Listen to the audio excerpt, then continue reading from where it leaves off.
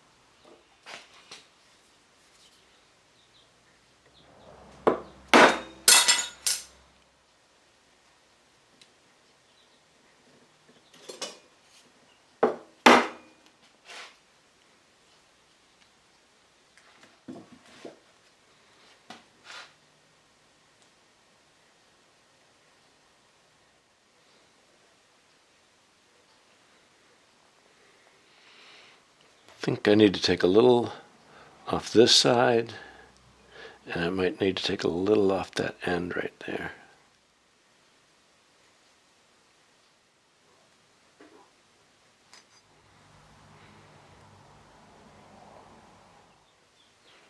Need to take some off there.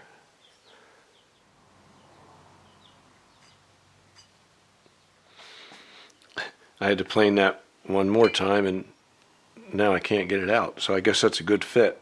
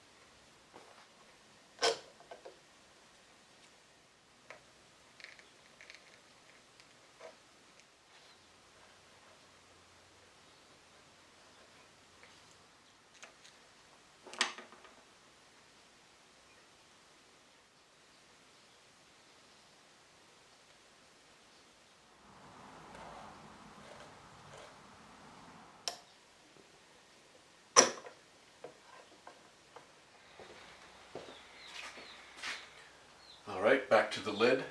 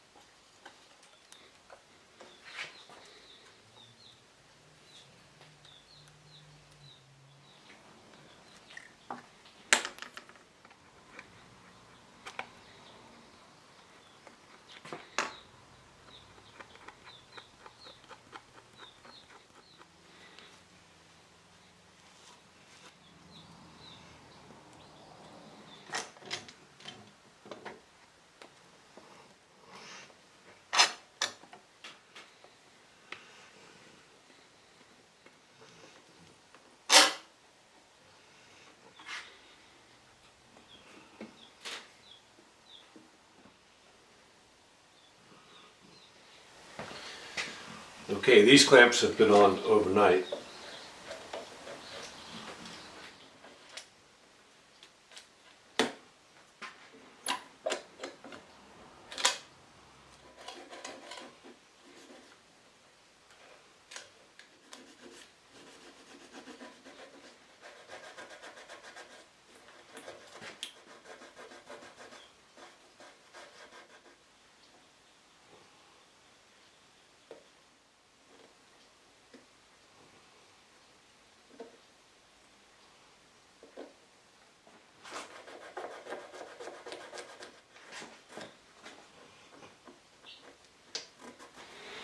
This is my new piece of veneer, but see, this corner came up short.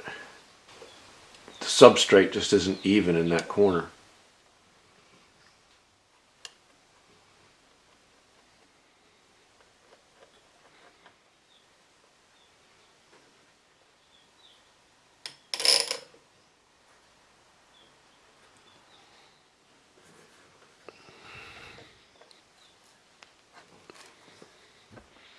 Now this part's flapping around. This is part of the bottom.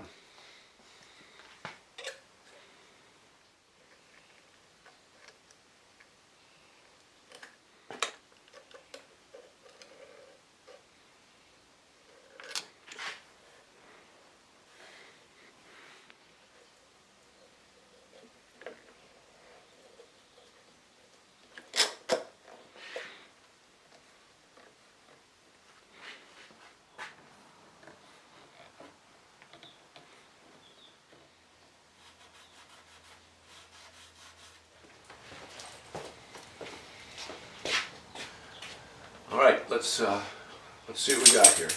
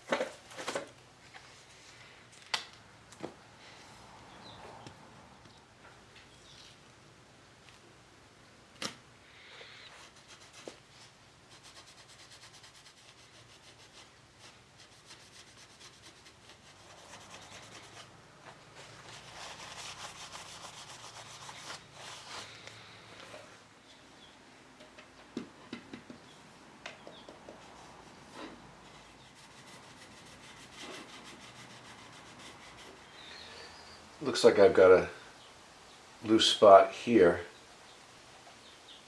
I think I see movement. This stuff, looks like it's loose. Oh yeah, there's movement right there. This is loose. And I'll have to add a little piece of veneer right there.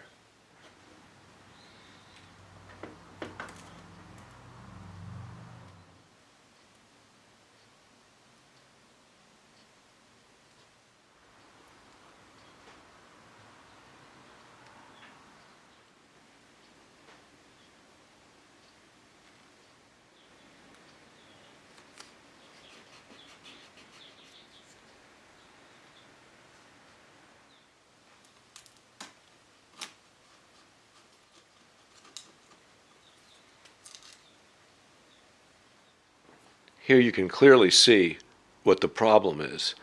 And this is the problem in all these veneered pieces. These are two pieces of wood, that one, that one. This is a thin piece of wood around the edge. The main panel here of the top has shrunk, and now this board is higher than that board. So that's why we get all these longitudinal cracks that I've been gluing down.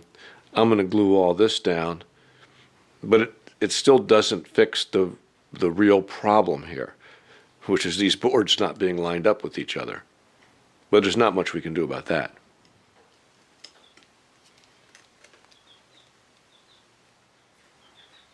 Can't seem to get in here. Maybe it's okay.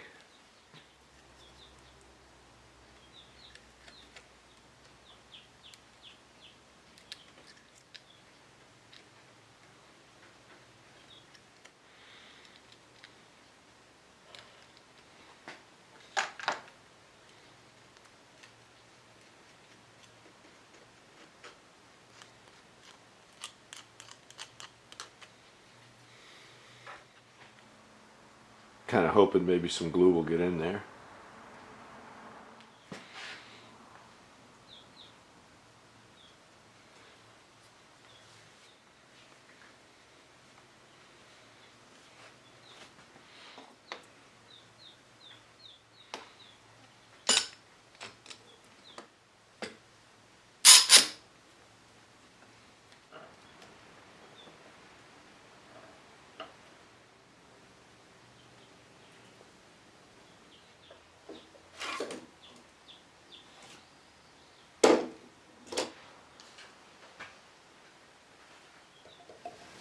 Okay, I think I've got everything down. I can start the touch-up process. It's not unusual on a job like this, though, to come across some more loose veneer during the touch-up process. I'll start with this new piece I put in.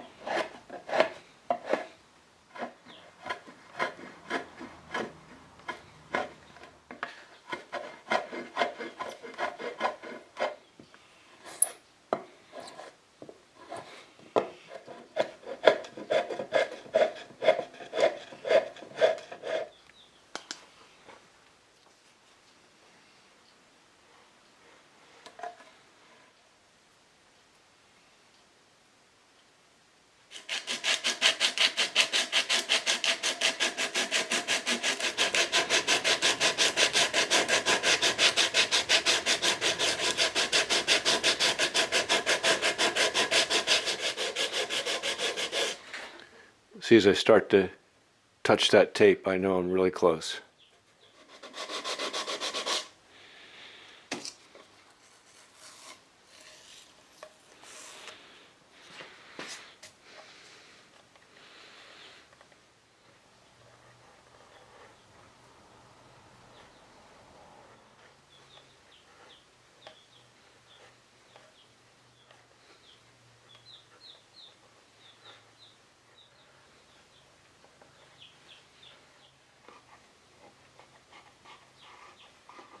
I had started sanding with 100, and now I'll switch to 150.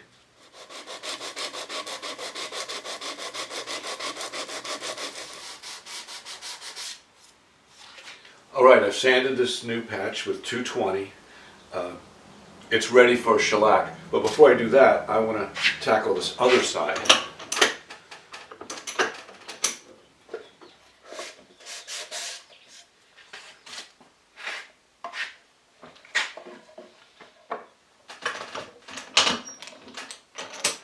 I've got to do a little bit of puttying around my patch. I need a little putty there, maybe up here in the corner too. I've been using Famo wood for 58 years. It's never occurred to me to try any other putty.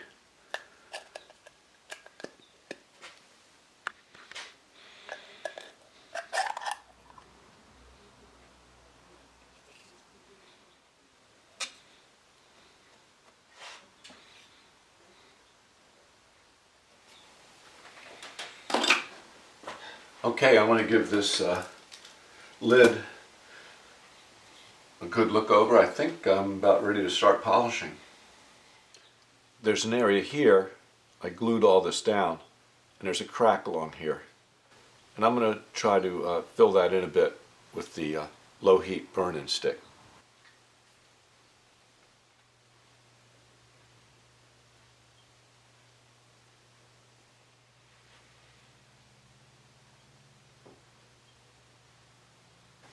I like to give the wax or burn-in stick time to cool off before I rub it off.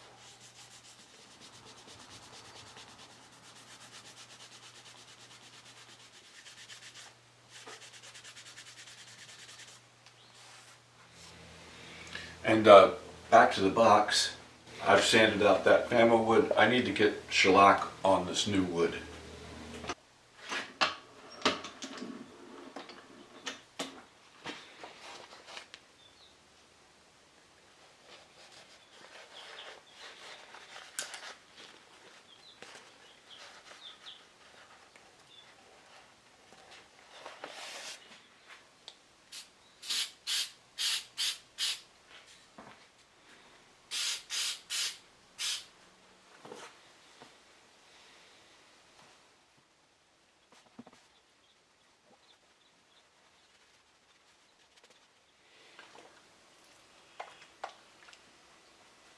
A little alcohol, and then lubricite.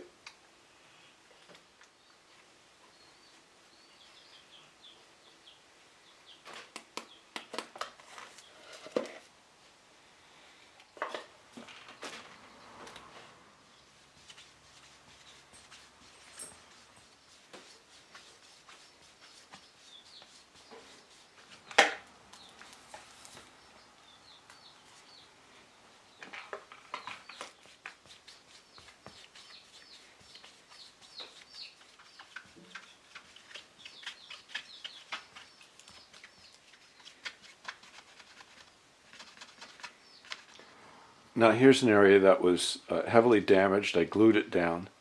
You can see here, this isn't a bubble, this is the wood underneath pushing the veneer up. I'm going to try sanding it a little bit. The polishing is going so well, I wasn't going to sand anything, but I'm going to try sanding this just to see if I can improve it a bit. I'll try it with a little 500.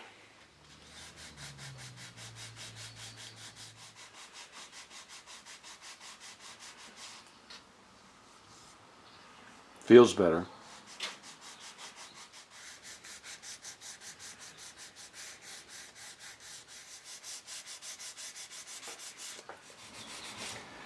You cannot sand these areas flat because the substrate isn't flat. So I'll just get it as good as I can. We'll see how it looks.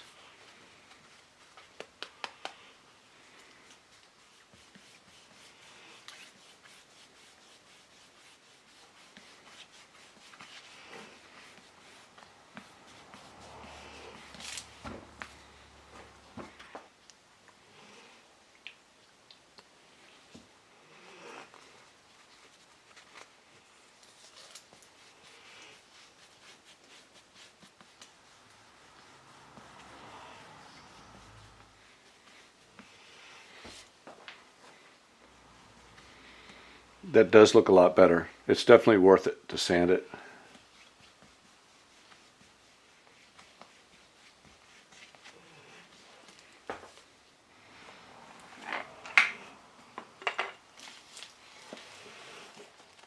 Both pieces of veneer on the ends have a lot of wrinkled, kind of wrinkly raised grain here because the grain's going against the grain of the substrate. But I will try sanding it.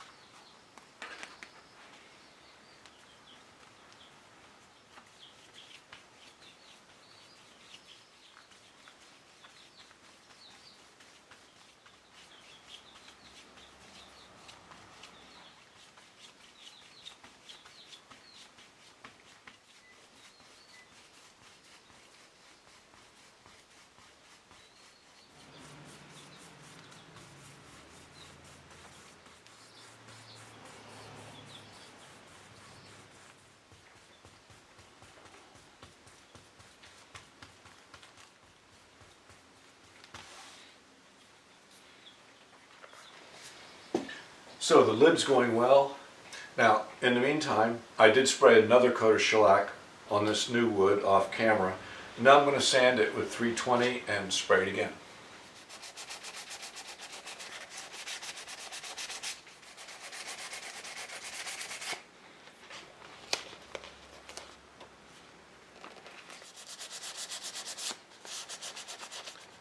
On this new wood, I really want to get the grain completely filled in.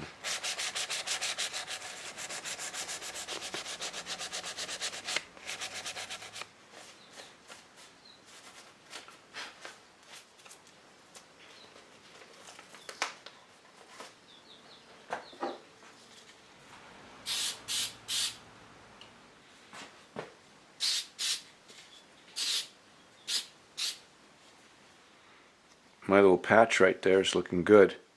If I can just get, the grain all leveled off, it should disappear. And I'll come back in tonight, this evening, and spray it again. All right, let's see what we got here. I got to sand this down, and hopefully all this graininess will get filled in. I'll start off with 320, and then I'll switch to 500.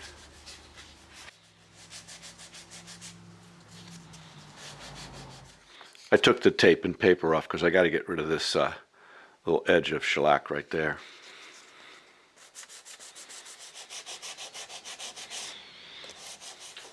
I've sanded this as much as I can. I mean, this side in particular is very uneven.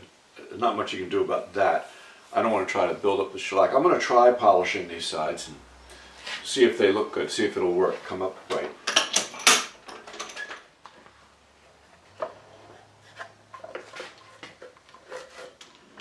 I'll go over this whole surface lightly with 800. These vertical pieces are so grainy. I'll sand this more, but just with 800. It seems to help.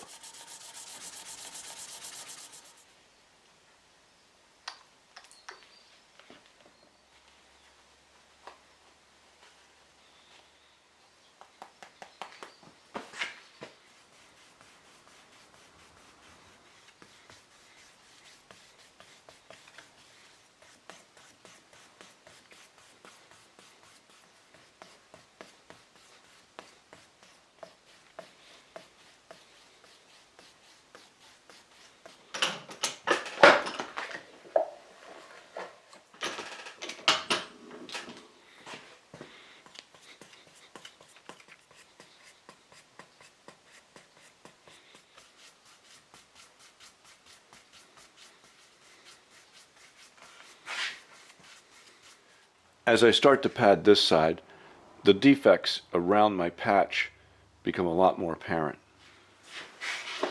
Instead of those low heat burn-in sticks that I've used so often that are some sort of hard wax, I'm going to use shellac sticks, which I assume are actually made out of shellac.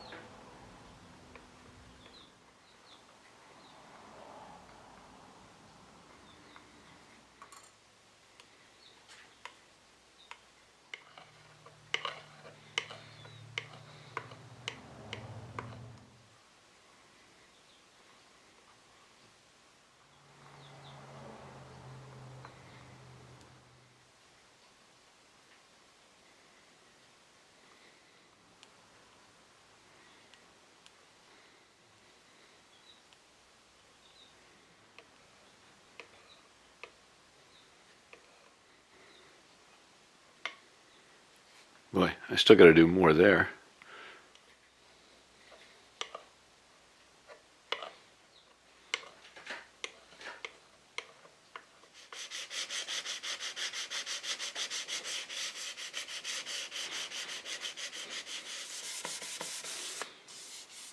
All right, I've sanded this entire side with 800 grit, up to 800, and now let's polish it.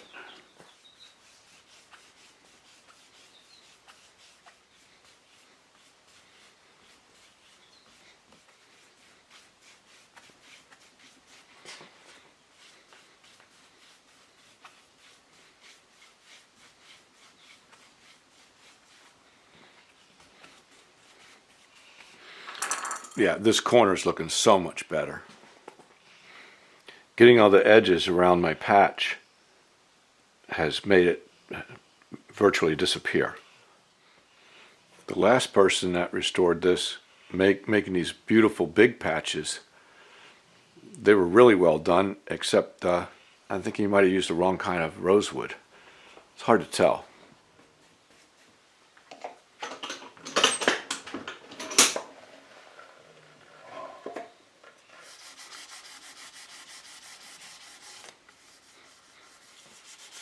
Sanding with the 800 seems to really help these rippled areas.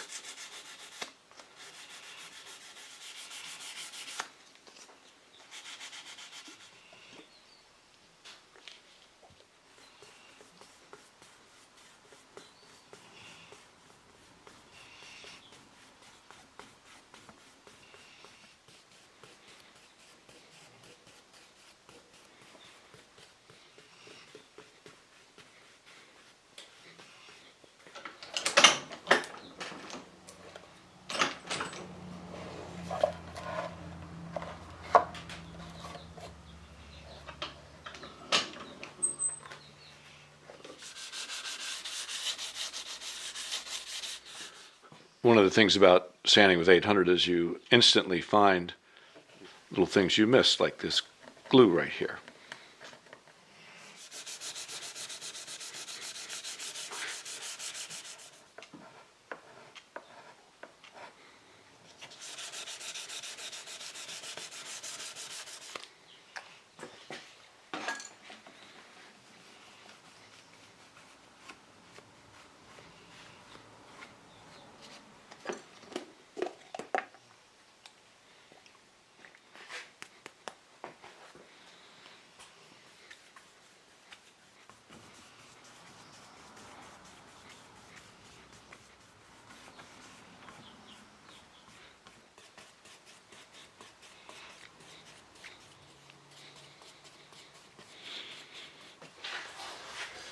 Okay, I want to get some felt on the bottom of this. It looks like the last person that laid down felt kept the glue away from the writing. I think I can do one better than that. First I need to get this glue off, clean this bottom edge up, and then scrape a little bit of that old felt off.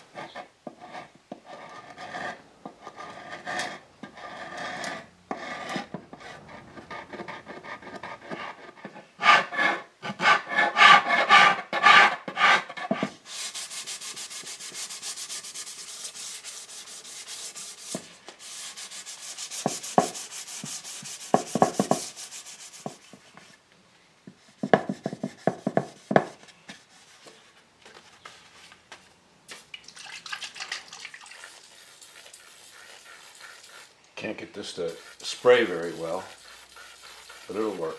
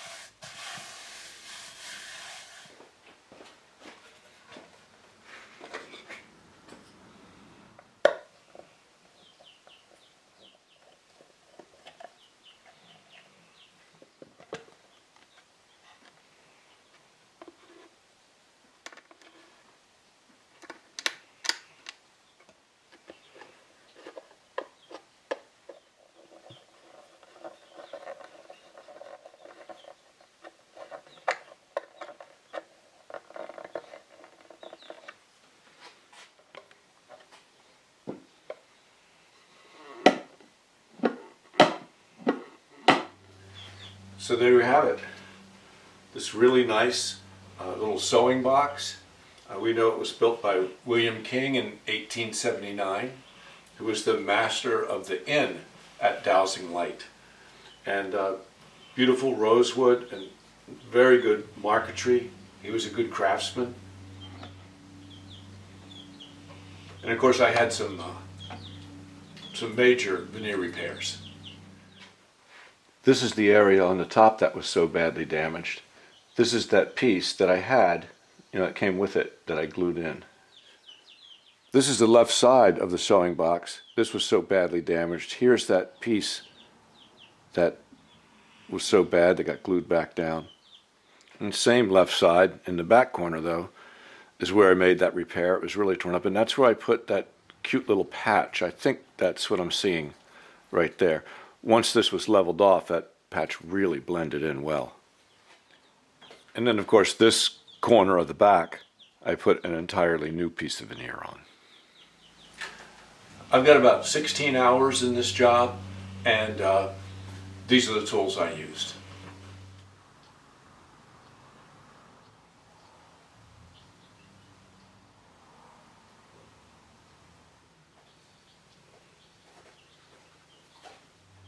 I think it looks pretty good.